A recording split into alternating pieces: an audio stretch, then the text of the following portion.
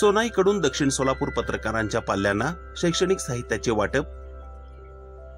सोलापुरातील सोनाई फाउंडेशनच्या वतीने दक्षिण सोलापूर पत्रकार संघटनेच्या पाल्यांना शैक्षणिक साहित्यांचे वितरण युवराज राठोड यांच्या हस्ते करण्यात आले।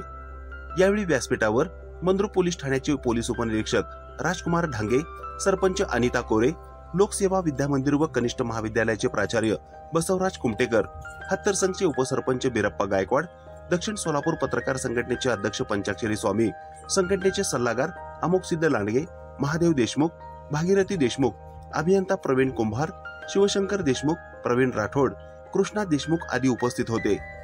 यावेळी कार्यक्रमात संघटनेचे उपाध्यक्ष बालाजी वाघे, पत्रकार संघटनेचे सल्लागार बबलू शेख, संघटक अशोक सोनकंटले, सहसचिव अप्पू देशमुख, खजिनदार महेश पवार व समीर शेख, प्रसिद्धी प्रमुख गिरमल गुरव, शिवराज मुगळे, आरिफ नदाम, राहुल उडानशिव, शिवय्या स्वामी, बनसिद्ध देशमुख आदी पत्रकार बांधव उपस्थित होते।